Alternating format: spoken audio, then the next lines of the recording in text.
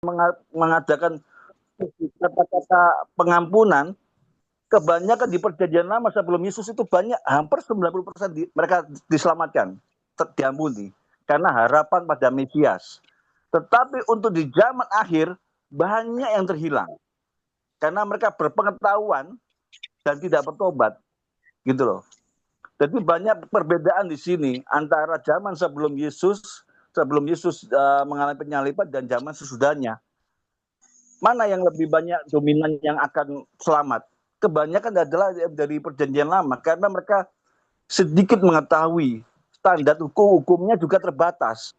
Seperti itu. Jadi kalau semakin mengetahui banyak, semakin dituntut banyak. Itu aja. Maaf kalau mungkin keliru, tolong disanggah. Baik, Pak. Saya ingatkan kembali Bapak Ibu bahwa kita diskusi Bapak Ibu ya. Jadi CBC ini tempat kita untuk saling belajar, untuk kita saling berdiskusi. Bapak Ibu boleh bebas berpendapat. Namun ketika kita mendengarkan satu sama lain, mari kita pilah mana yang baik untuk kita bisa jadikan sebagai pedoman hidup atau pegangan kita dalam hal keimanan. Nah, saya baca dari Ibu Jipora ini, malaikat jatuh dalam dosa karena melawan Allah dengan penuh kesadaran, sementara manusia penuh dengan kelemahan. Baik, Bapak Ibu, saya awali seperti ini, Bapak Ibu. Saya sangat setuju pada poin kedua Bapak Nathanael tadi, bahwa manusia itu dia memiliki roh dan tubuh. Sedangkan malaikat, dia hanya memiliki roh dan tidak memiliki tubuh. Itu yang pertama. Kenapa ada pengampunan bagi manusia dan malaikat tidak? Karena manusia memiliki tubuh dan roh, sedangkan malaikat tidak memiliki tubuh. Artinya bahwa malaikat itu sudah berada di dalam kekekalan itu sendiri. Sedangkan manusia tidak. Dan yang kedua, malaikat melakukan pemberontakan itu langsung kepada pribadi Allah. Sedangkan manusia pada perintah Allah. Mungkin ini agak terlihat sama Bapak Ibu, tapi ini sangat berbeda sekali. Karena pemberontakan yang dilakukan oleh malaikat itu langsung menjurus kepada Allah. Dia pengen menyaingi Allah.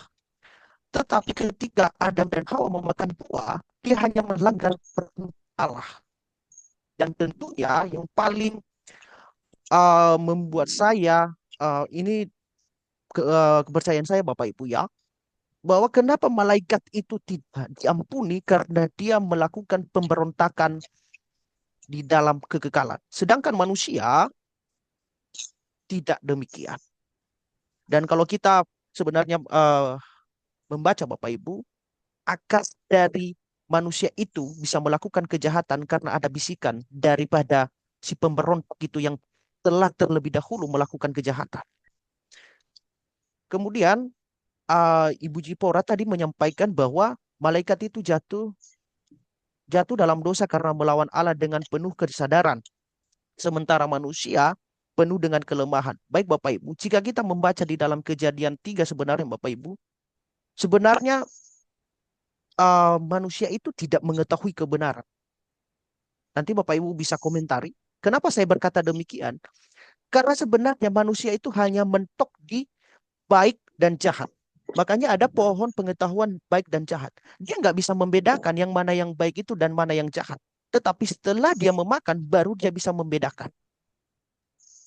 Jadi dari sini kita tahu Bapak Ibu bahwa ternyata manusia itu seperti, kalau saya gambarkan sekarang itu Bapak Ibu, seperti polos.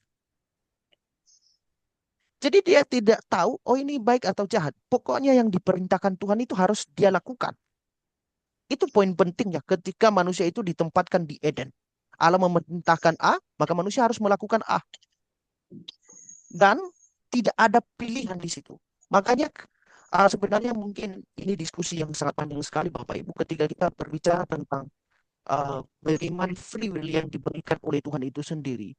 Karena kalau kita menggali ke akarnya lagi, maka kita akan mengetahui bahwa akar dari segala pemberontakan ini adalah karena kebebasan atau karena free will itu. Allah memberikan free will kepada malaikat, memberikan free will kepada manusia. Tetapi di saat yang sama, free will itulah yang membuat manusia atau ciptaan itu memberontak kepada Allah. Baik Bapak Ibu, dipersilakan kalau misalnya ada sanggahan Bapak Ibu.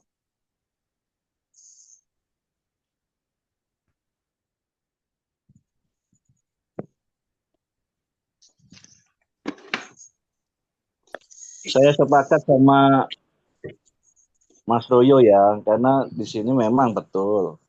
Karena manusia itu kan aku sudah saya bilang memiliki keterbatasan, sehingga manusia rentan dalam kesalahan karena godaan. Dan kesalahan itu bisa dianggap tidak sengaja secara penuh. Sehingga bahasanya dari adik saya itu bahwa malaikat dengan kesadaran penuh, sedangkan manusia kan karena ketidakpengetahuannya dia, karena dia belum apa namanya belum memakan waktu itu. Tapi setelah memakan dia mengetahui, tapi karena tidak sengajaan gitu. Karena Tuhan itu sebenarnya kenapa adanya pohon itu di Taman Eden? Apakah hanya ujian atau ada maksud tersendiri? Itu menjadi pertanyaan. Kalau menurut yang pengetahuan yang saya dapat, pohon itu ditempatkan tujuannya sebagai selain ujian, tapi sebenarnya Tuhan itu ingin dan kau memakannya karena Tuhan ingin itu mengajarkan secara pribadi, bukan dengan cara instan. Dengan memakan kamu ketahuan langsung, nggak demikian, melainkan secara pribadi sehingga menurut kedewasaan manusia itu secara bertahap, bukan secara langsung secara instan, nggak demikian. Itu yang saya tangkap, yang saya ini hanya tafsir saja ya. Jadi karena keterbatasan manusia itu yang menjadi apa namanya kesempatan manusia untuk lebih baik dari yang kemarin. Sedangkan iblis tidak demikian, dia nggak mempunyai fasilitas itu. Itu saja sih yang saya sampaikan.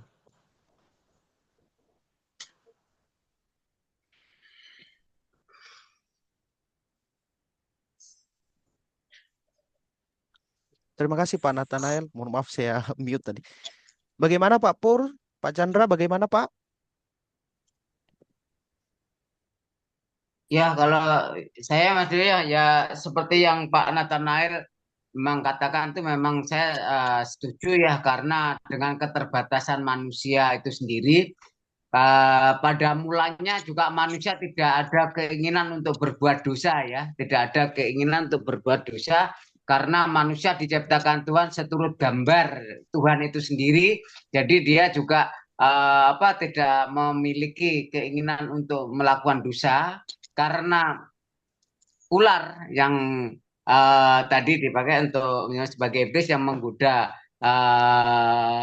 Adam dan Hawa itulah akhirnya manusia jatuh di dalam dosa itu. Nah, dosa yang dilakukan oleh Adam dan Hawa itu sebetulnya bukan timbul dari pemikiran Adam dan Hawa itu sendiri ya. Bukan itu karena saya yakin dan percaya bahwa Tuhan menciptakan manusia itu adalah sempurna adanya, lain dengan penciptaan-ciptaan yang lainnya itu ya seperti itu. Tapi karena iblis yang telah merayu ya untuk memakan buah yang sudah diperintahkan jangan kau sentuh dan jangan kau makan, jika kau makan maka engkau akan mati itu ya.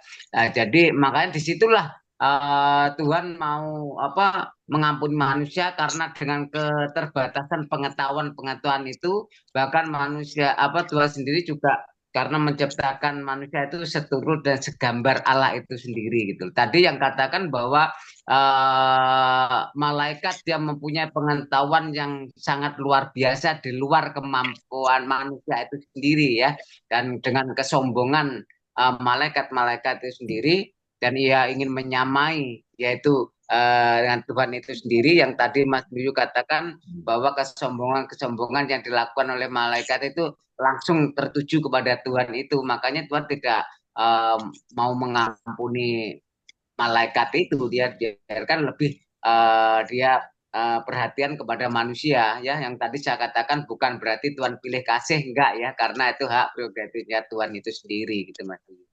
Jadi yang dibuat dosa manusia bukan timbul dari pikiran mereka sendiri karena ada bujuk rayu iblis itu aja gitu. Kira-kira itu Mas. Baik Pak, bagaimana Pak Chandra?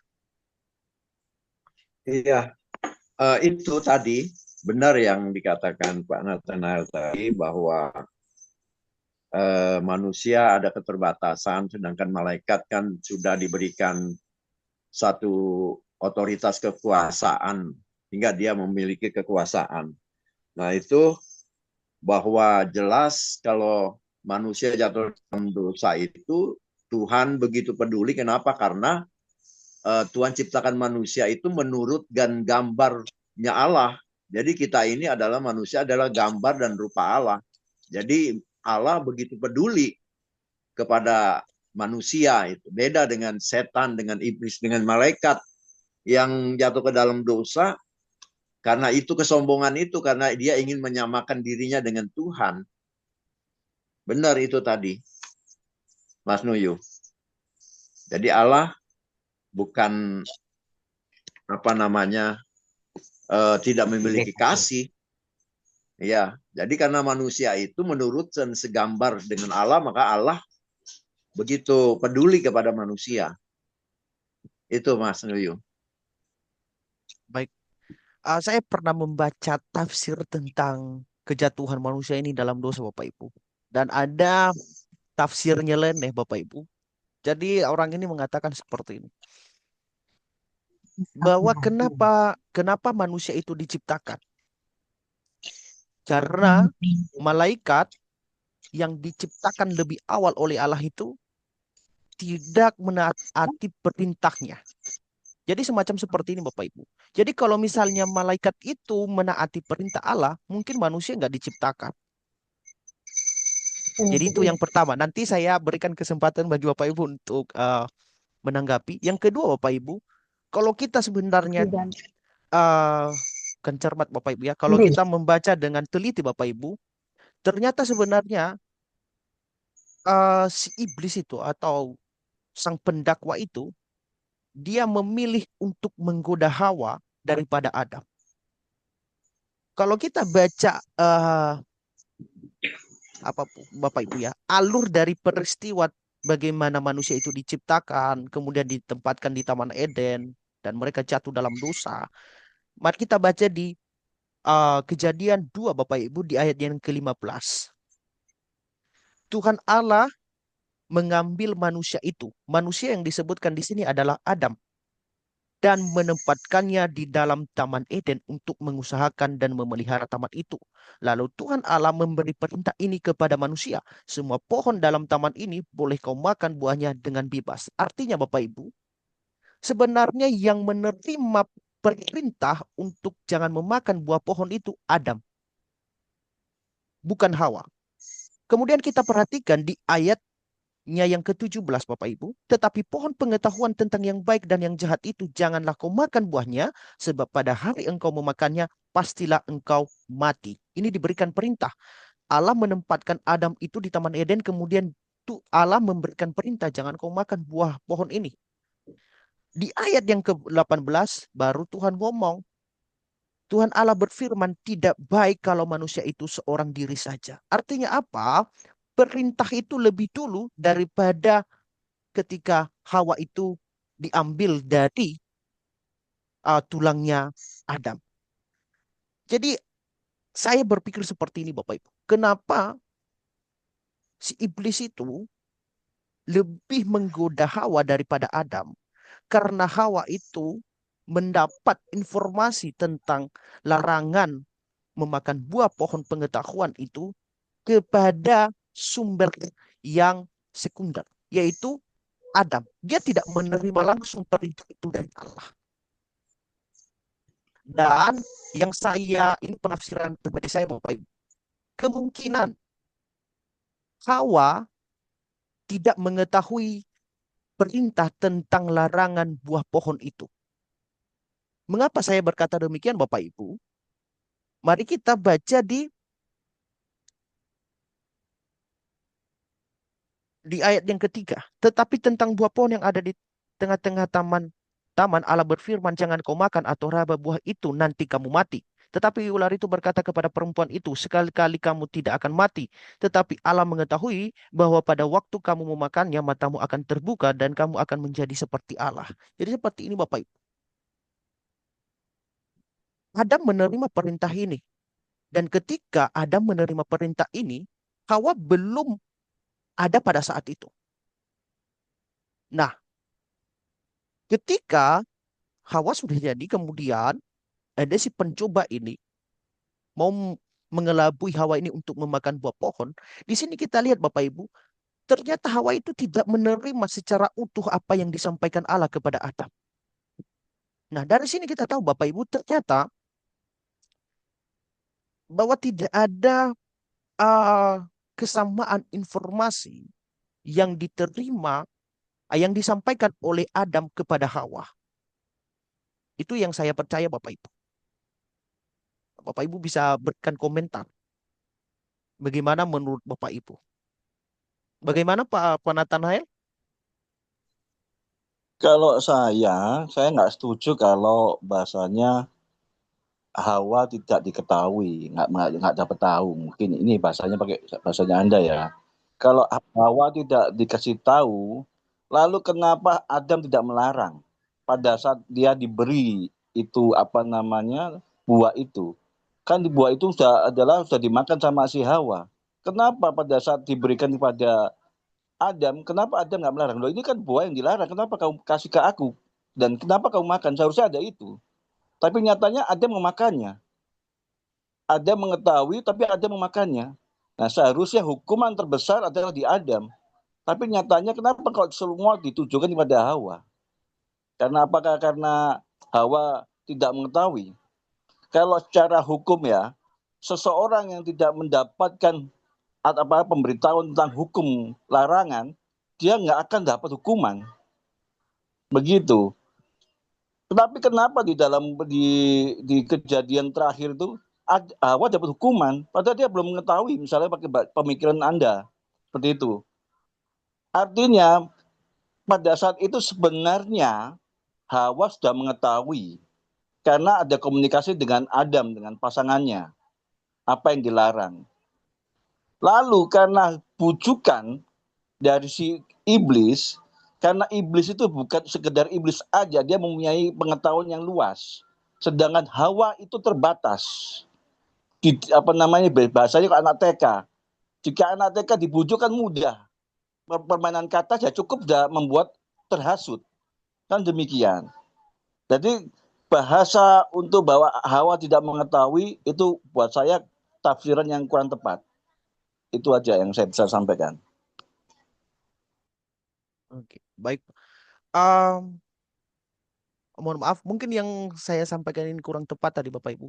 Uh, yang saya maksudkan adalah Hawa tidak mengetahui informasi yang disampaikan Allah itu kepada Adam secara lengkap.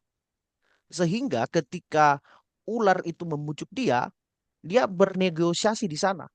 Artinya apa? Bahwa dia belum mengetahui terlalu banyak tentang perintah itu. Bahwa dia tidak menerima sepenuhnya tentang larangan buah pohon itu. Kalau bagi saya, menurut saya. Karena saya lihat di sini bahwa ternyata di ayat 2 ini, laut saut perempuan itu kepada ular, buah pohon dalam taman ini boleh kami makan.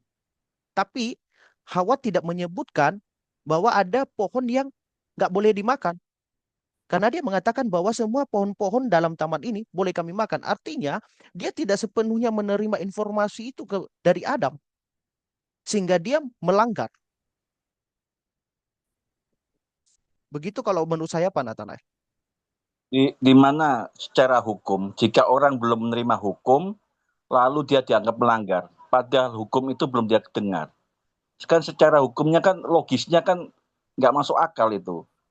Apakah Allah nggak logis dalam memberi aturan? Seorang akan dikenai hukum jika dia mengetahui hukum itu. Gitu loh.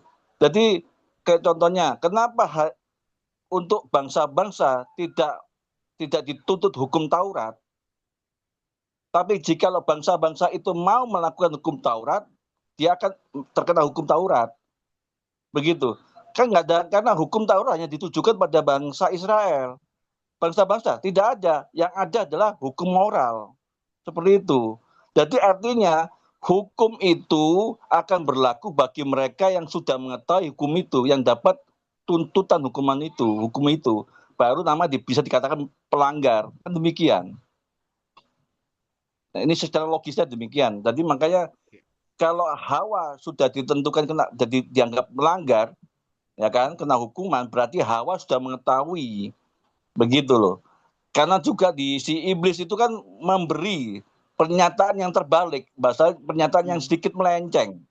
Nah, dari situ dia terhasut.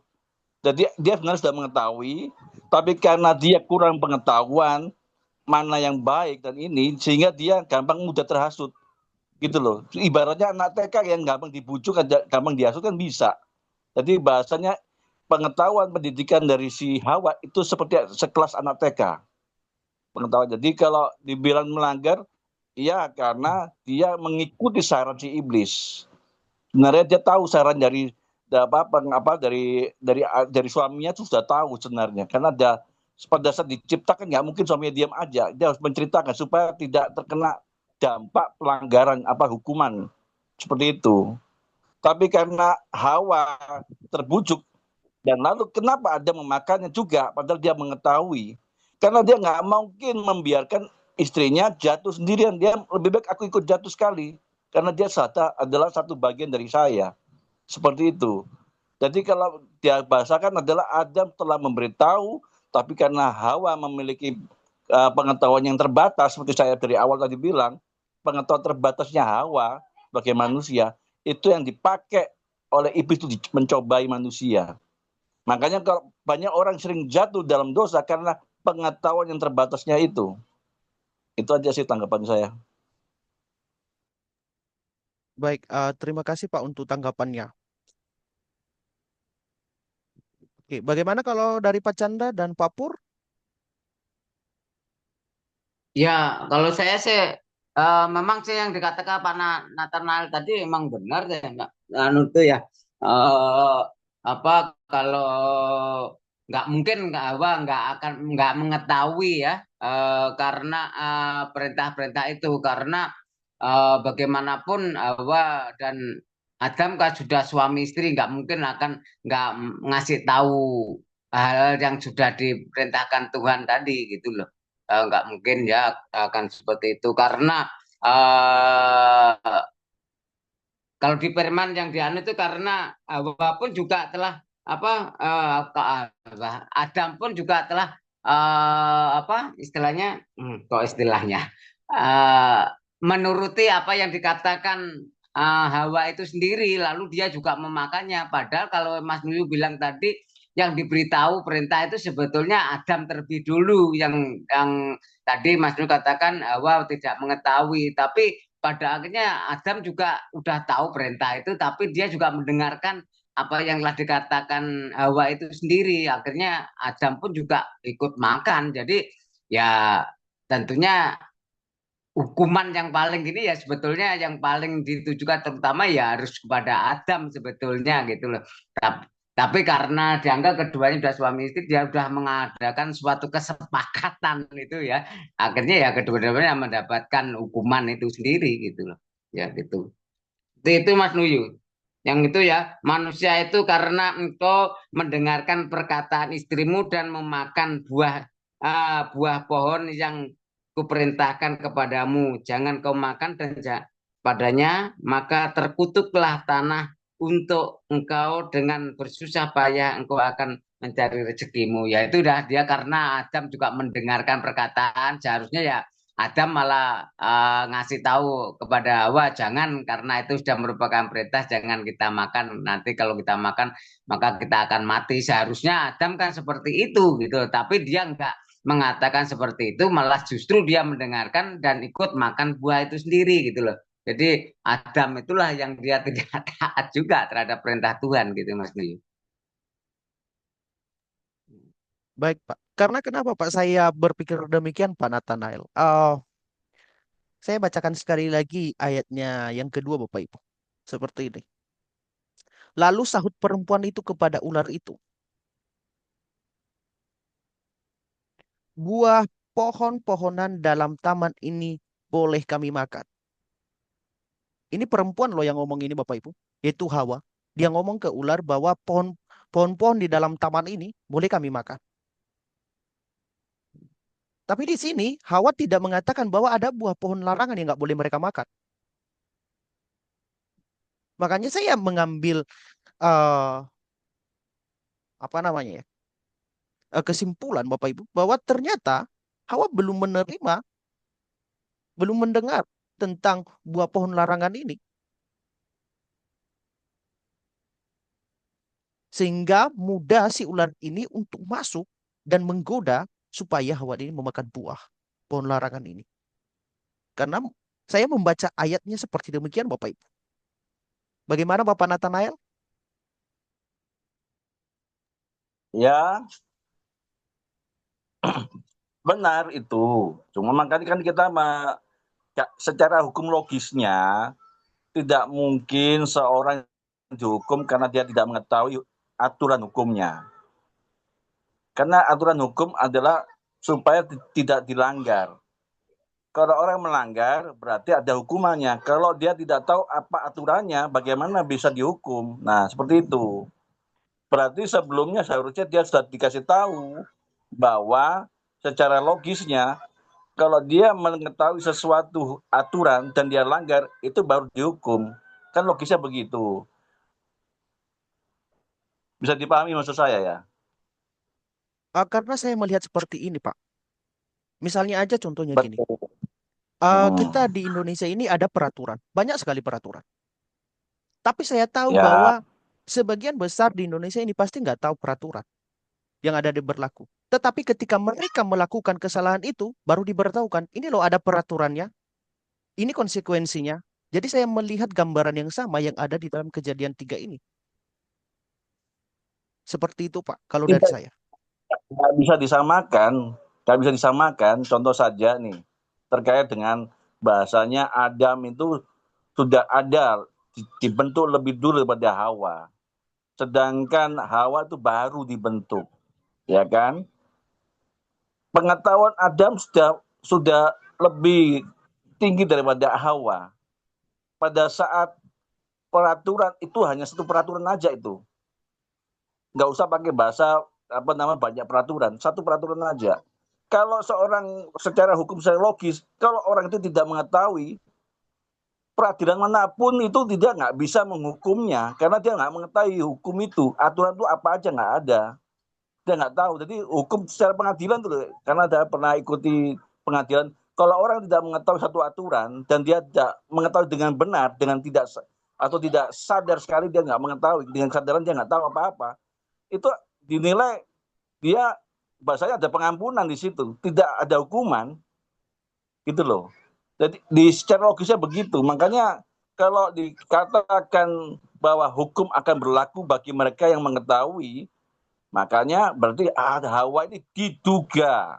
Ini asumsinya, asumsi pertama diduga sudah mengetahui. Seperti itu. Kedua, kemungkinan ini asumsi kedua. Mungkin dia tidak tahu awal, setelah diberitahu sama iblis, dia sudah memakan, lalu dia diberitahu setelahnya. Karena dia sudah diberitahu, tapi Adam tetap memakannya, ya baru dikenai. Ini bisa jadi, di asumsi kedua juga bisa. Tapi kalau menurut saya, dia pasti tahu. Kalau dia tidak tahu, kenapa Adam tidak memberitahu? Seperti itu. Setelah diberi makanan itu. Berarti sebenarnya sudah kasih tahu. Lalu dia tetap diberi makan dengan alasannya dari si iblis begitu. Ya mungkin dia cerita ke Adam demikian. Jadi akhirnya Adam menerima aja, bukan menolak. Kalau sebenarnya kalau Hawa itu tidak tahu, dia kasih tahu ini kan nggak dilarang, nggak boleh, karena hukumnya ini. Tapi iblis mengatakan begini, nah, baru akhirnya nggak jadi makan, akhirnya pengampunan ada di situ. Tapi nyatanya Adam tetap makan tanpa menolak. Berarti ada apa di baliknya? Jangan-jangan Adam sudah memberitahu, karena si Hawa sudah memakannya, sehingga mau nggak mau Adam harus ikut makan supaya dia nggak mungkin Hawa itu mendapat hukuman, dia tidak demikian. Enggak, dia harus makan supaya menolong buat temenin istrinya begitu. Kan sehati satu daging. Itu yang secara logisnya. Mungkin berbeda, maaf ya. Silakan. Baik, Pak. Saya begini, Pak, karena Bapak tadi sampaikan bahwa orang yang tidak mengetahui hukum tidak boleh dikenakan sanksi hukum.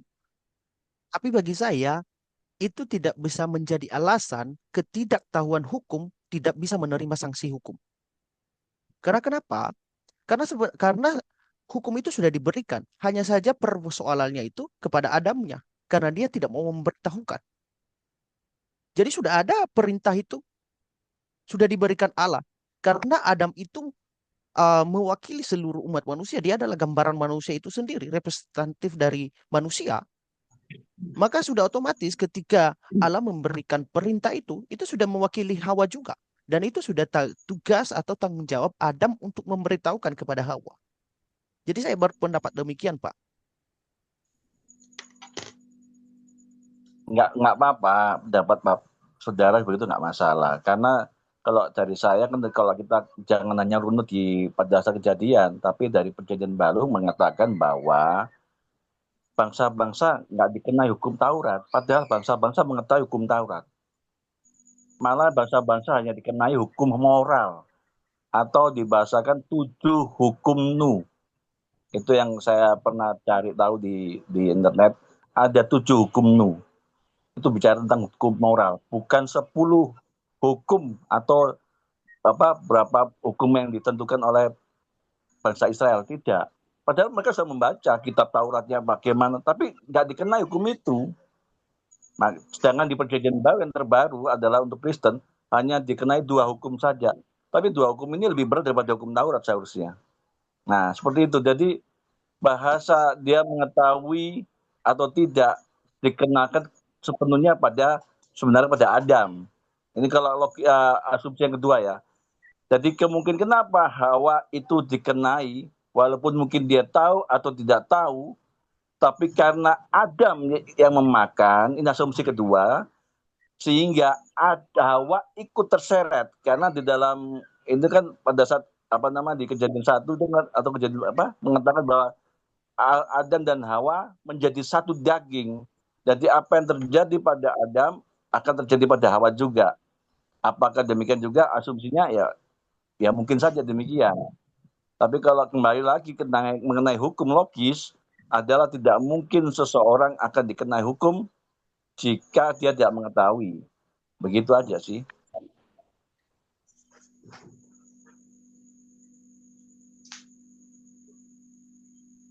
Oke, siap Pak. Terima kasih. Apakah ada dari Bapak Ibu yang lain? Bu Doriska? Bu Tina? Bu Zipora? Silakan, Bu. Pak Chandra, bagaimana Pak Chandra? Oke, ya saya mau tanggapi begini. Di Kejadian 3 ayat 4 ini, yang tentang sahut perempuan itu kepada ular itu, buah pohon-pohonan dalam taman ini boleh kami makan. Nah ini di ayat yang ketiganya ini masih suara perempuan ini nih. Tetapi tentang buah pohon yang ada di tengah-tengah taman, Allah berfirman, jangan kamu makan ataupun raba buah itu, nanti kamu mati. Jadi menurut saya, Hawa ini sudah tahu. Menurut tertulis di Kejadian ini, itu kan dari ayat yang kedua sampai ayat yang ketiga itu kan masih suara perempuan itu yang berkata. Betul nggak?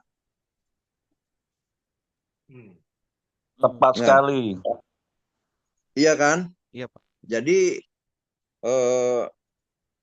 Hawa itu sudah mengetahui tentang perintah Allah.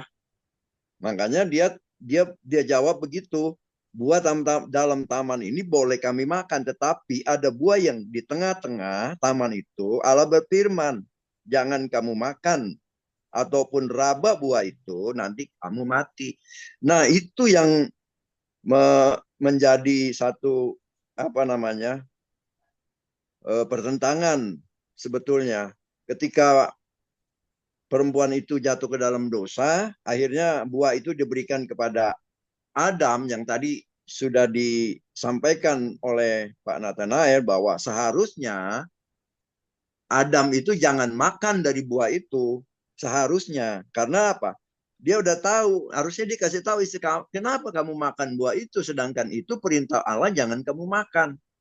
Nah itu akhirnya, nah disinilah satu perdebatan bahwa kenapa manusia itu sudah tahu larangan itu, sudah Tuhan kasih tahu jangan kamu makan, nanti kamu akan mati.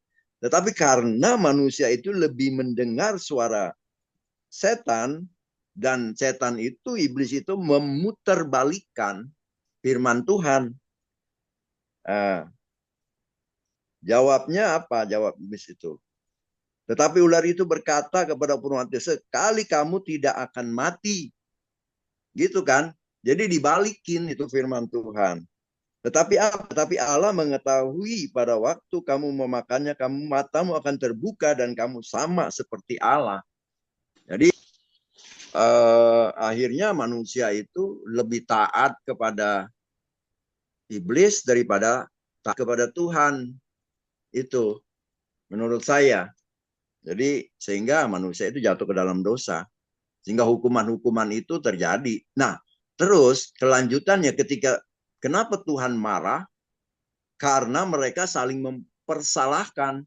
Ketika Tuhan bilang sama, kenapa kamu, di mana kamu Adam? Ketika Tuhan datang mencari manusia itu, maka manusia itu berkata, aku sembunyi. Jadi manusia itu sembunyi dari hadapan Tuhan karena sudah berbuat dosa. Akhirnya Adam menyalahkan, itu perempuan yang engkau tempatkan yang memberikan buah itu kepadaku sehingga aku makan. Nah, maka setelah itu ditanyalah perempuan itu. Nah, lalu perempuan itu menuduh ular. Dan ketika manusia itu akhirnya saling mempersalahkan, disitulah Tuhan baru marah. Kalau kita baca di ayatnya itu yang kejatuhan manusia itu. Begitu. Mas Nuyu.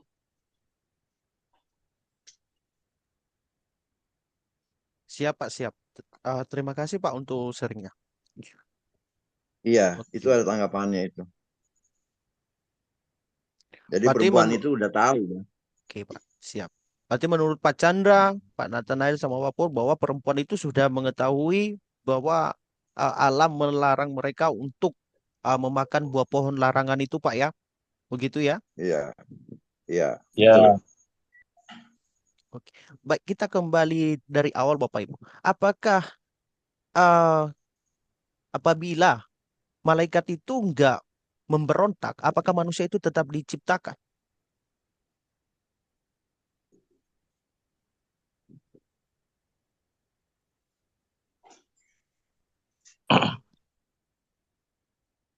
Malaikat itu mau berontak atau tidak berontak, itu manusia tetap akan diciptakan karena tujuan penciptaan itu adalah supaya untuk kemuliaannya Allah itu sendiri. Seperti itu.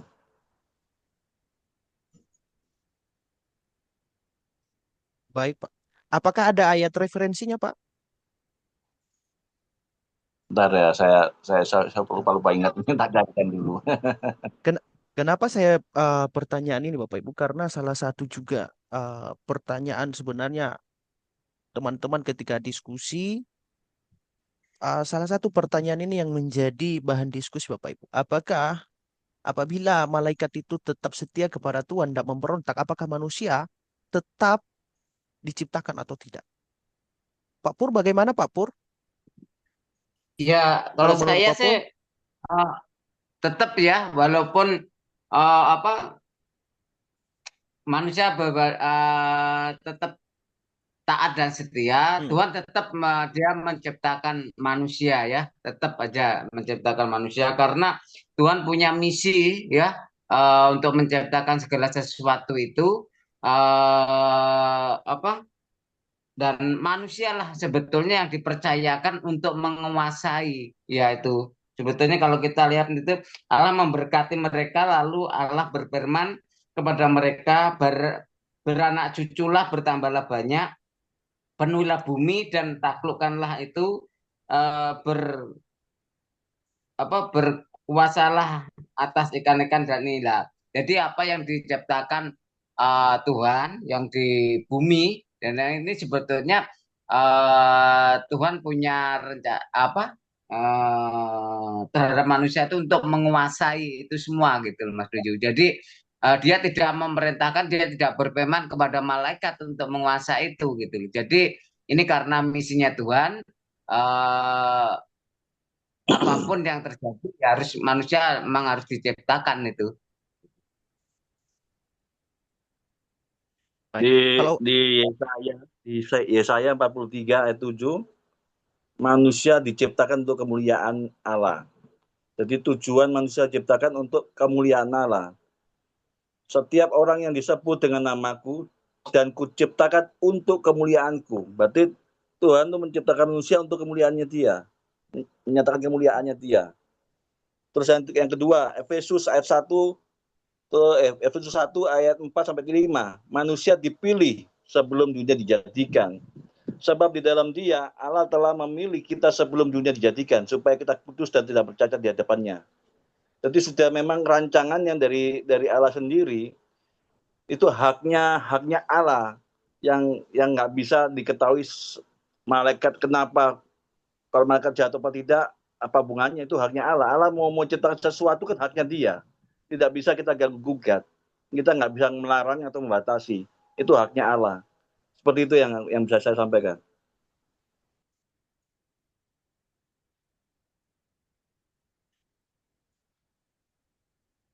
baik, terima kasih Pak Nathanael. Kenapa saya mengajukan pertanyaan ini Bapak Ibu? Karena pertanyaan ini juga diajukan oleh orang Kristen.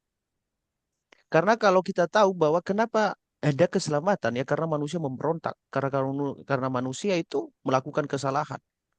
Nah, Allah ada pemikiran seperti ini bahwa Allah itu menciptakan manusia karena malaikat itu memberontak.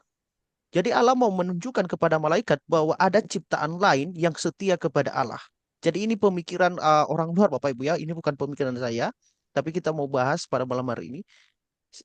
Jadi karena Allah kan menciptakan malaikat, kemudian ada malaikat yang memberontak kepada Allah. Nah, akhirnya Allah ini mau menunjukkan kepada malaikat bahwa ada loh ciptaan lain yang bisa taat kepada saya selain kamu. Nah, makanya Allah menciptakan manusia. Jadi seperti itu. Nah, ketika nanti Bapak Ibu, saya juga pernah menyampaikan bahwa di ayat 43 ini, Yesaya 43 ayat 7 ini bahwa semua orang yang disebutkan dengan nama aku yang kuciptakan untuk kemuliaanku, yang kubentuk dan yang juga kujadikan. Dan kemudian tadi bahwa Allah telah memilih kita sejak dunia dijadikan. Kalau kita membaca cermat sebenarnya Bapak Ibu di sana, bahwa di dalam dia yang disebutkan itu adalah Yesus. Nah, kenapa disebutkan di sana bahwa ketika Yesus datang ke dunia, di situ kita baru dipilih, bukan maksudnya sejak dunia di dalam kegagalan, tetapi ketika Yesus itu apa namanya ditugaskan atau dibuatkan bahwa dia akan datang untuk menyelamatkan manusia, maka kita terpilih di dalam dia. Jadi seperti itu Bapak Ibu. Dipersilakan untuk menanggapi Bapak Ibu, jika ada yang mau menanggapi.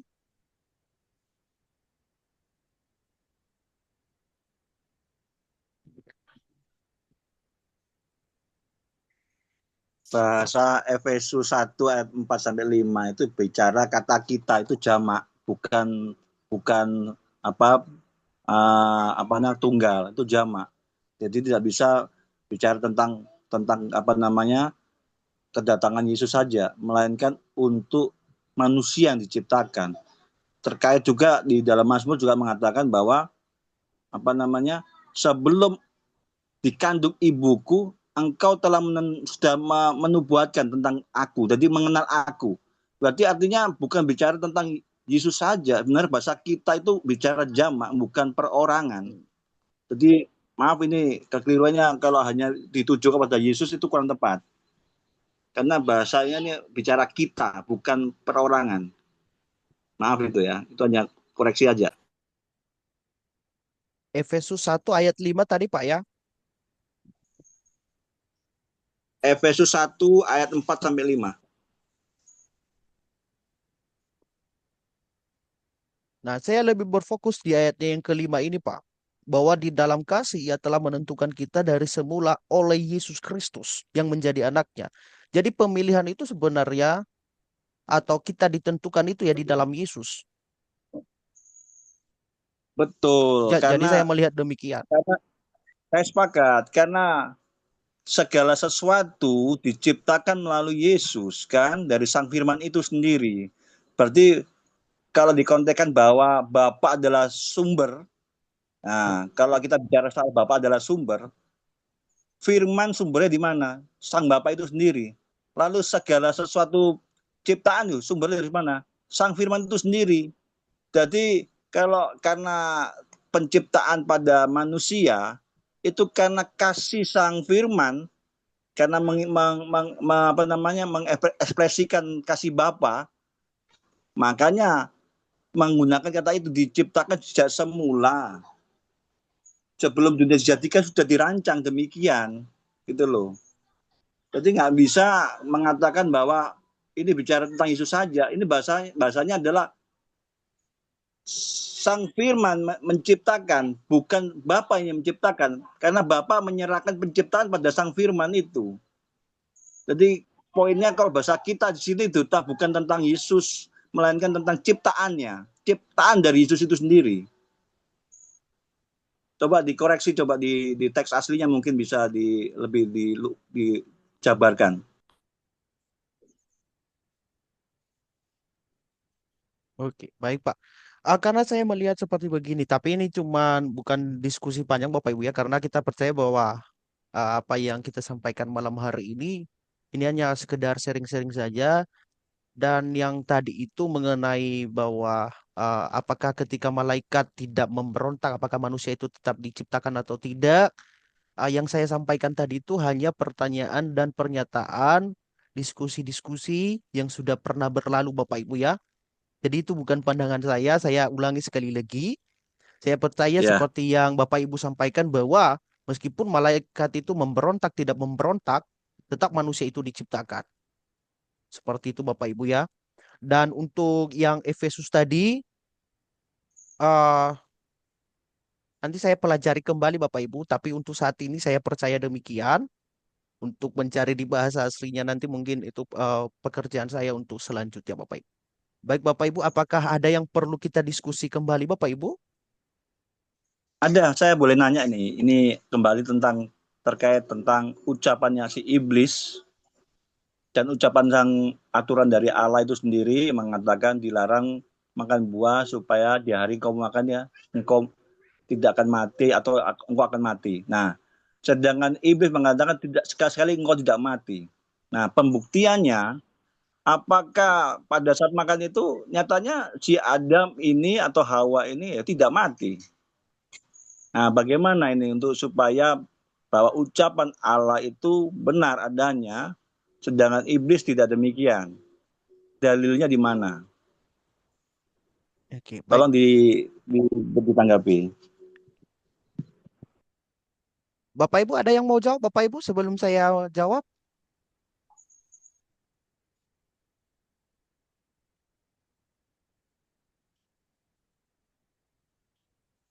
Kan kita tahu Tuhan memberikan perintah kalau kamu makan larangan buah pohon larangan ini kamu akan mati. Tapi buktinya ketika manusia memakannya, dia nggak langsung mati di situ. Apakah ini menandakan bahwa perkataan daripada iblis itu benar? Bagaimana Pak Chandra sama Pak Pur? Memang saya kata Neblis itu memang benar dia tidak mati secara jasmani ya, dia tidak mati secara jasmani. Tapi mati secara rohani gitu loh. Yang tadinya dia Adam dan Hawa sebelum dia memakan buah pengetahuan itu dia yang tadinya belum mengetahui tentang hal yang baik dan yang jahat itu ya, dia hidup di dalam kemuliaan walaupun dia sekalipun dia telanjang. Hawa dan Adam dan Hawa itu juga tidak mengetahui karena dia ada di dalam kemuliaan Allah, itu hidup dalam kemuliaan Allah. Dia tidak mati secara jasmani tetapi dia mati secara rohani ya. Disitulah setelah itu memang dia yang dikatakan iblis memang benar, dia sekali-kali kamu tidak akan mati, justru kamu akan mengetahui hal yang baik dan yang jahat. Itu memang yang dikatakan iblis itu benar ya, katakan itu benar, tetapi yang dimaksud di sini adalah mati secara rohani karena Adam dan Hawa tadi sebelum makan ya itu tadi yang saya katakan hidup di dalam kemuliaan Allah ya, dalam kemuliaan Allah gitu. Jadi dia seperti itu gitu loh, Mas Nuyu. Baik, Pak. Bagaimana Pak Chandra? Kalau Pak Chandra? Halo, ya. Menurut saya, apa yang dikatakan iblis, bahwa manusia ketika dia memakan dari buah yang diperintahkan oleh Tuhan, terus iblis berkata bahwa kamu sekali-kali tidak akan mati. Ya, memang kalau kita lihat kembali ke firman Tuhan itu beda hari ya. Satu hari di 1000 tahun di dunia, satu hari di mata Tuhan. Jadi waktu itu umur Adam berapa? 900 berapa ya? 930 dia meninggal. 30 dia meninggal. 930 ya. Jadi ya dia meninggal. Menurut saya bahwa apa yang dikatakan iblis itu tidak akan mati itu tidak benar, bahwa manusia tetap ada kematian. Cuma enggak secara langsung pada waktu itu ketika dia ketika waktu dia memakan dari buah itu, memang pada waktu itu dia nggak langsung mati. Tapi pada waktunya Tuhan, maka manusia itu mati. Begitu, Pak. Karena upah dosa adalah maut, Pak ya. Jadi kematian bukan keinginan Tuhan, tetapi karena dosa kita, Pak ya. Jadinya kan seperti itu. Jadi upah dosa adalah maut itu tadi. Ya, kematian itu. Kematian, ya, maut. Ya, sebetulnya Tuhan juga enggak menjelaskan kematian ya, karena kematian dibuat oleh manusia sendiri, yaitu karena berbuat dosa, upah dosa adalah maut itu sendiri. Baik, terima kasih ya, Pak Chandra. Saya sepakat dengan Pak Chandra tadi mengatakan satu harinya Tuhan adalah 1000 tahunnya manusia, sehingga konteks di hari engkau memakannya itu berarti kan di hari yang satu hari itu kan, jadi nggak ganti hari yang hari kedua, bukan. Di hari yang engkau memakannya engkau akan mati, sehingga bahasa yang diucapkan itu kalau andai kata dirujuk dengan perkataan Raja Daud di Mazmur bahwa satu hari adalah 1000 tahunnya manusia, maka sesuai dan begitu. Tetapi ini akan membuat satu pertanyaan baru, yang dimana begini, kalau memang itu satu harinya adalah dimensinya Allah, bukan dimensi waktunya manusia, lalu pada saat manusia diusir dari Eden, keluar dari Eden itu, pertanyaannya, Eden itu ada di bumi atau di surga?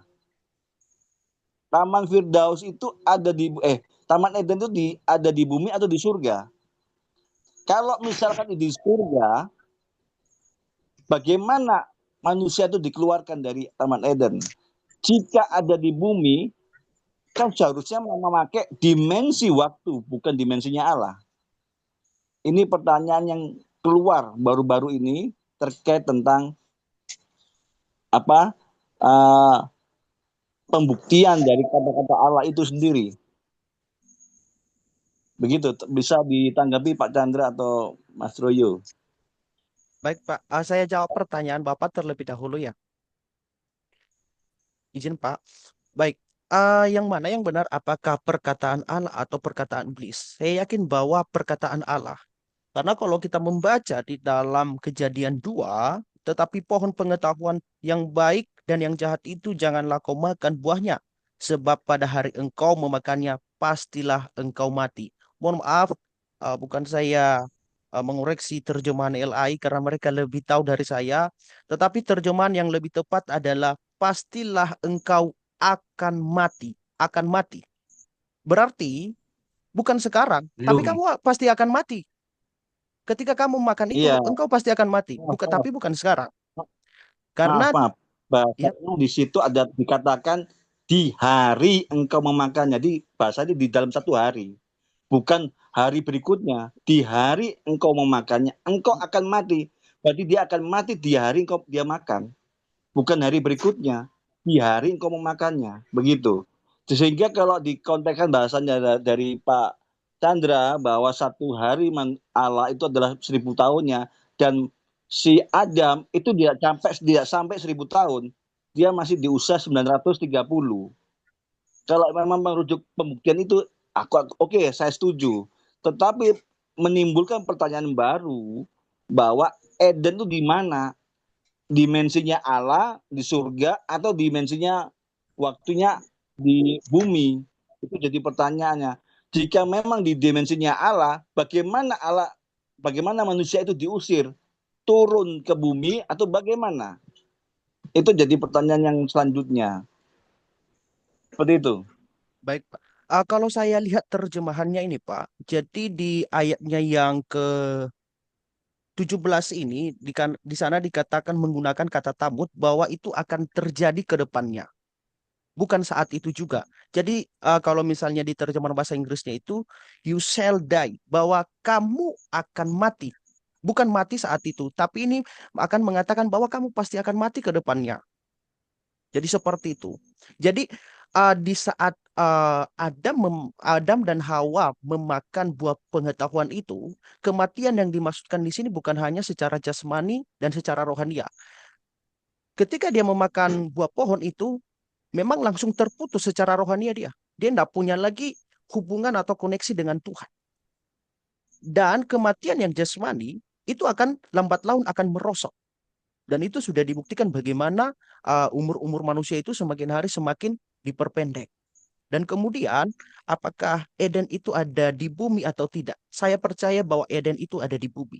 Tapi ketika manusia diusir dari Taman Eden, Eden itu saya tidak tahu seperti apa, apakah diangkat oleh Allah atau tidak, tetapi kita bisa melihatnya di dalam kitab Wahyu pasal 20 atau 21 itu Bapak Ibu, bahwa manusia itu nanti akan memakan buah pohon kehidupan itu yang dijaga oleh para kerub itu yang ditempatkan oleh Allah. Jadi seperti itu Bapak Ibu. Bagaimana Pak Nathanael? Ya mendekati.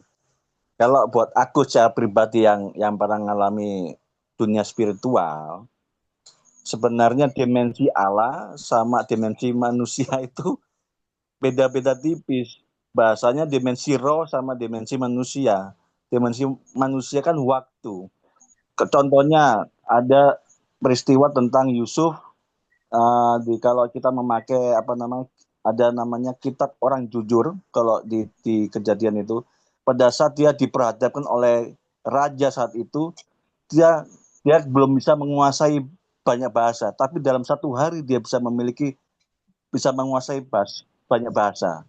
Jadi di saat yang sama, satu hari itu dia bisa belajar begitu banyak bahasa. Jadi dia memakai dimensinya Allah. Jadi dimensinya Allah sama dimensinya manusia hampir berdampingan, tapi lebih luas dimensinya Allah. Jadi kita seakan-akan waktu itu ya Tuhan yang mengatur, dimensinya Allah yang mengatur. Jadi terbatas dimensi waktu sangat terbatas. Sehingga pada saat si Yusuf itu dituntut bisa menguasai bahasa di dalam kitab orang jujur, mungkin belum ada di ini, itu sempat tertulis di dalam perjanjian lama itu mengenai kitab orang jujur, apa dicek aja nanti, itu baru diketemukan bahwa ada dimensi yang dipakai Yusuf untuk belajar, dan di mana malaikat itu mengajarkan pada Yusuf dalam satu hari dia bisa menguasai banyak bahasa dan berpengetahuan. Karena di saat yang sama dimensi Allah yang dipakai, bukan dimensi waktu manusia. Seperti itu. Jadi kita di dalam kehidupannya kita ini aja kita memiliki dimensi waktunya Allah. Juga ada dimensi waktu manusia. Seperti itu. Apakah dimensi ada pertanyaan logis begini. Jika memang satu hari adalah 1000 tahun, berarti pada saat kita bergerak cepat, bagi Allah itu bergerak lambat. Apakah demikian? Itu hanya suatu analogi yang pemikiran yang kurang tepat. Tapi bahasa yang lebih jelasnya adalah Allah lebih mengetahui apa yang terjadi karena jauh sebelumnya Allah mengetahui. Sehingga bahasa perumpamaan satu hari sama dengan 1000 tahun itu seperti itulah perbandingannya. Mungkin ini lebih kurang tepat dalam penjelasannya. Tapi buat saya yang pernah mengalami di dunia waktu itu jaraknya kalau bisa di dunia roh itu ya, saya mengalami keluar dari roh, dari tubuh. Saya kan pernah meminta, bagaimana sih rasanya orang-orang Jawa mengatakan rogo sukmo atau keluarnya roh dari tubuh. Padahal kalau orang secara alkitabiah, orang keluar dari tubuh pasti mati. Tapi nyatanya Tuhan memberi suatu pernyataan bahwa keluar tubuh itu istilahnya nggak ada nama kematian karena Tuhan ada roh yang mengikat, namanya hayat itu, roh hidup itu yang mengikat jiwa manusia, roh manusia itu dia tidak terputus dari tubuhnya. Nah, pada saat mengalami peristiwa itu hanya cuma ada batasannya, nggak bisa lebih dari 1 jam. Jadi apa yang disampaikan orang Jawa yang istilahnya kebudayaannya nah, ada pengalamannya mereka secara mistiknya mereka, aku bisa memahami bahasa dunia roh itu sangat panjang, padahal di dunia waktu manusia kadang singkat, tapi waktu dunia roh juga panjang, luas, bisa berjam-jam rasanya, padahal di dunia manusia cuma 1 jam. Seperti itu, kadang keterbalikannya, jadi 1 hari bisa 1000 tahun, 1000 tahun bisa 1 tahun 1 hari. Seperti itu yang saya alami. Makanya ini kalau bahasanya waktunya Allah itu sesuatu yang sulit dinalar oleh manusia. Jadi kalau dikaitkan pembuktian tentang Adam dengan ucapan Allah itu secara rohani bisa dipakai, secara jasmani terbukti. Terbuktinya usianya tidak sampai 1000 tahun. Kalau secara tentang rohani, dia akan mati. Mati dalam rohaninya bisa dipakai. Begitu. Kalau Mas Royo coba pakai ada aplikasi yang bisa lebih melihat terjemahan tafsiran dari para Yahudi, penemuan artikel-artikel manuskrip itu lebih menjelaskan bahwa itu bicara tentang hari yang sama, bukan hari berikutnya, di hari yang sama. Di satu hari itu terjadi kematiannya Adam. Bukan di saat dia makan sudah mati, bukan. Di hari itu dia akan mati. Nggak boleh lewat dari hari itu. Sehingga pembuktian Alkitabiah adalah usia Adam adalah 930, nggak sampai 1000 tahun. Seperti itu. Itu pembuktian yang secara nggak bisa dibantahkan. Dan itu sesuai dengan kitab orang jujur juga menyampaikan hal yang sama. Makanya kalau bisa dipenuhi dengan aplikasi, ada entah tunjukkan, entah bagikan nanti suatu waktu aplikasi yang terkait dengan teks manuskrip, kan ada banyak manuskrip itu coba dipelajarin terkait dengan teks aslinya. Begitu, jangan berdasarkan LAI aja, itu kurang. LAI masih belum bisa mengambil semua manuskrip itu. Seperti itu. Siap, Pak. Terima kasih, Pak, untuk masukannya, Pak. Saya pernah memang membaca tafsir tentang 1 hari itu sama dengan 1000 tahun bagi manusia, Bapak Ibu ya. Jadi ada salah satu penafsir Yahudi itu mengatakan bahwa eh, penciptaan itu kan ada 7 hari. Jadi mereka beranggapan bahwa nanti juga umur bumi ini 7 hari, sesuai dengan hari penciptaan. Itu yang pernah saya baca tentang waktu ini. Dan kemudian Bapak Ibu, saya ada ganjalan di dalam hati saya seperti ini Bapak Ibu. Perhitungan waktu itu dimulai dari mana sih Bapak Ibu? Dimulai dari hari pertama penciptaan atau di hari ketika manusia melanggar perintah Allah?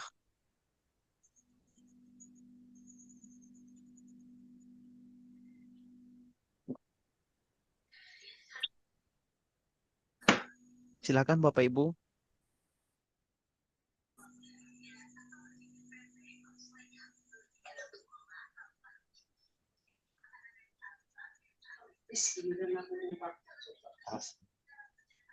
Bagaimana Pak Chandra kalau menurut Pak Chandra? Bagaimana tadi Mas Nuyu? Sebenarnya perhitungan waktu itu dimulai di hari penciptaan pada hari pertama penciptaan yang dilakukan oleh Allah atau dimulai ketika manusia jatuh ke dalam dosa di Kejadian 3.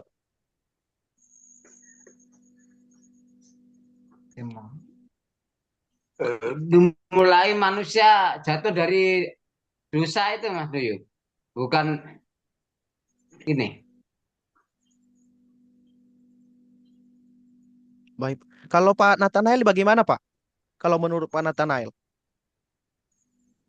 Kalau perhitungan waktu itu bicara tentang hari pertama ya tetap adalah perhitungan waktu yang ditentukan. Jadi penciptaan hari pertama itu adalah waktu perhitungan secara apa namanya, bukan hanya kalau contohnya bilang 1 7 hari, nggak bicara 7 hari. Kita kembali lagi apa namanya metaforanya dari kata 1 hari itu tidak bicara bagaimana secara logis saja. Bagaimana 1 hari menciptakan segala sesuatunya. Padahal Allah itu dalam melakukan sesuatu membutuhkan proses. Karena setiap orang mau bertobat aja dia ada prosesnya.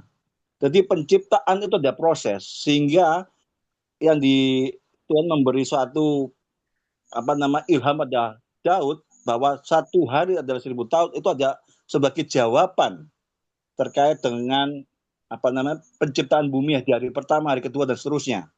Seperti itu. Terus juga terkait dengan penciptaan manusia saja lah. Kan di sana disebutkan hanya dibentuk dari tanah dan tapi prosesnya bagaimana tidak ada yang tahu. Tetapi di Yeskiel dijelaskan bagaimana prosesnya. Di Yeskiel 43 nggak salah seingat saya. Itu ada proses penciptaan manusia. Berapa kali dihembuskan, Allah itu menghembuskan. Kan misteri yang di Kejadian itu dijawab oleh Yeskiel mengenai penciptaan. Nah, seperti hal itu, makanya bahasa hari itu sesuai adalah hari bukan pada saat manusia itu jatuh atau keluar dari Eden baru dihitung itu perhitungan waktunya tanggal tidak. Di hari pembentukan segala sesuatunya bumi itu adalah hari. Bumi itu diciptakan hari pertama, ya itulah hari. Makanya banyak ilmuwan yang mengatakan kadang seakan-akan tidak sesuai dengan Alkitabiah. Tapi mereka tidak memahami waktu Tuhan itu kita nggak ada manusia manapun nggak bisa mengetahui waktu Tuhan. Dimensinya Allah, dimensi kekekalan dalam memprosesnya itu manusia tidak mampu. Makanya banyak mengatakan menafsirkan sudah 30.000 tahun sejak penciptaan itu. Umur bumi, ada yang umur bumi ada dibilang 10.000 tahun dan seterusnya. Tapi semua itu hanya karena apa? Manusia melihat dari sisi sains atau ilmu pengetahuan yang dimana mereka mengupas apa namanya penghancuran tubuh, penghancuran tulang atau sel-sel fosil-fosil itu. Secara logis, oke, ada benarnya mungkin. Tetapi kalau kita bicara Alkitabiah suatu kebenaran, berarti kita harus tinggal mempercayakan berarti waktu di 6 hari atau 5 hari penciptaan itu bukan waktu yang dimensi manusia, dimensi yang Allah yang kekal itu yang sedang membuat di dalam temporalnya kita juga. Jadi apakah 1 hari di hari pertama adalah 1 hari mutlak absolut atau hari yang bicara tentang waktu manusia yang berbeda, yang bisa dikatakan 1000 tahun atau bisa lebih seperti itu. Karena kalau kita lihat dari prosesnya manusia dibentuk di dalam Yeskiel 43 yang dimana hanya tulang-tulang itu yang berserakan terus dihembuskan roh itu sehingga banyak sel yang membentuk daging kembali di dalam tulang itu ada prosesnya. Artinya penciptaan itu selalu ada proses, bukan bim salah bim jadi, tidak demikian. Tuhan melakukan segala sesuatu ada proses. Makanya nggak ada orang bisa percaya Tuhan langsung percaya begitu saja. Semua ada proses, nggak proses, semua ada proses. Seperti itu.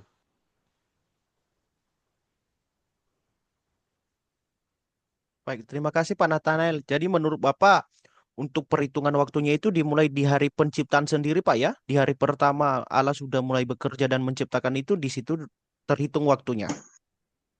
Iya. Baik. Kalau Pak Chandra bagaimana, Pak? Sebelum kita akhiri ini, Pak.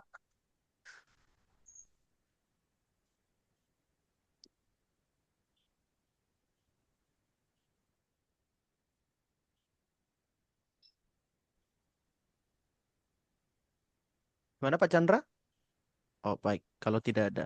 Ya memang, saya sepakat dengan apa yang disampaikan oleh Bapak Nathanael, bahwa memang perhitungan waktu itu dimulai di hari penciptaan. Karena Allah sendiri itu sudah mengatakan bahwa pada hari pertama, berarti mulai terhitung di situ.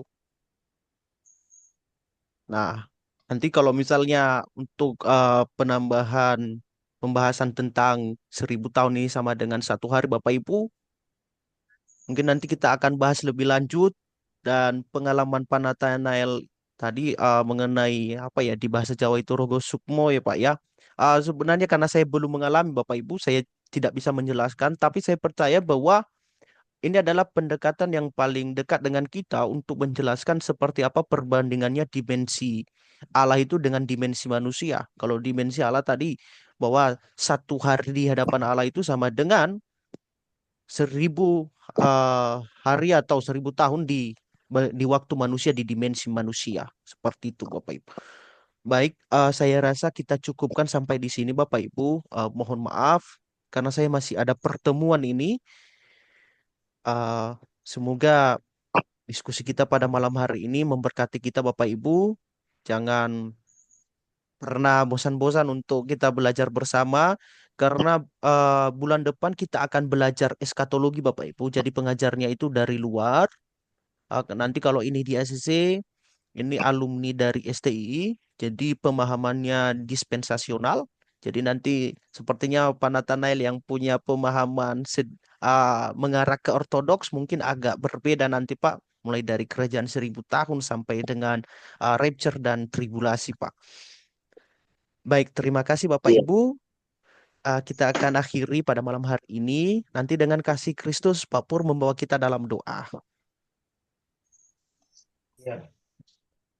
Oke, mari kita berdoa, ucap syukur kepada Tuhan. Terima kasih Bapa dalam kerajaan surga, Allah yang kami panggil, Allah yang kami sembah di dalam nama Tuhan Yesus Kristus. Dan tentunya Tuhan, hamba-Mu datang di hadapan-Mu dengan penuh kerendahan hati kami. Kami mengucap syukur kalau pada malam hari ini Tuhan sudah mempertemukan kami bersama saudara kami seiman, yaitu guna belajar tentang kebenaran firman-Mu yang diajarkan oleh hamba-Mu Mas Nuyu. Biar kiranya Tuhan, apa yang kami pelajari pada malam hari ini, biar semuanya ini Tuhan boleh membuat kami lebih banyak mengetahui rahasia-rahasia kebenaran firman-Mu ya Tuhan. Bahkan kami juga boleh dikuatkan kembali melalui sharing-sharing yang ada. Bahkan Tuhan, yang tadinya kami tidak mengetahui tentang kebenaran firman-Mu, dengan melalui sharing-sharing yang ada, kami boleh ditambahkan pengetahuan tentang kebenaran firman-Mu ya Tuhan. Bahkan Tuhan, pakailah kami semua, yaitu hamba-hamba-Mu, anak-anak-Mu yang ada, biar semakin hari semakin giat di dalam kami belajar tentang kebenaran firman-Mu, supaya kami bisa memberikan suatu jawaban kepada orang-orang yang di luar yang telah menanyakan tentang keberadaan firman Tuhan atau Injil keselamatan ya Tuhan. Bahkan Tuhan, kami juga nantinya Tuhan berdoa untuk hamba Mas Nuyu, kalau selama ini Tuhan sudah memakai untuk kami yaitu belajar, kiranya Tuhan Kau pakai semakin hari semakin luar biasa, semakin hari semakin heran, supaya melalui kehidupan Mas Nuyu ini nama Tuhan dimuliakan, ditinggikan, bahkan Kau tambahkan hikmat yang daripadamu ya Tuhan. Berkatilah di dalam kehidupan Mas Nuyu ini, baik dalam kehidupan pribadinya maupun dalam pekerjaannya, bahkan Kau berikan keberhasilan, kesuksesan ya Tuhan. Bahkan kami juga nantinya Tuhan mohon kepadamu, bahkan kami juga mohon berkatilah kami, yaitu semua yang ada di dalam Zoom ini, Bahkan pergumulan demi pergumulan yang ada kami tidak mengetahui, namun Tuhan Engkau yang Maha mengetahui tentang pergumulan-pergumulan keberadaan anak-anak-Mu yang ada di Zoom ini.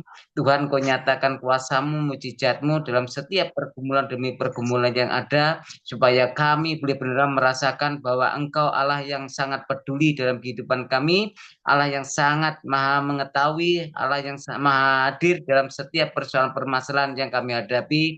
Bahkan Tuhan akan menunjukkan jalan keluarnya ya Tuhan. Terima kasih Tuhan Yesus, makasih ya Tuhan. Bahkan Tuhan kami juga nantinya berdoa untuk saudara kami yang pada malam hari ini tidak bisa mengikuti Zoom ini, kami tidak tahu tentang keberadaan mereka. Namun Tuhan Engkau Allah yang maha mengetahui tentang keberadaan mereka satu persatu ya Tuhan.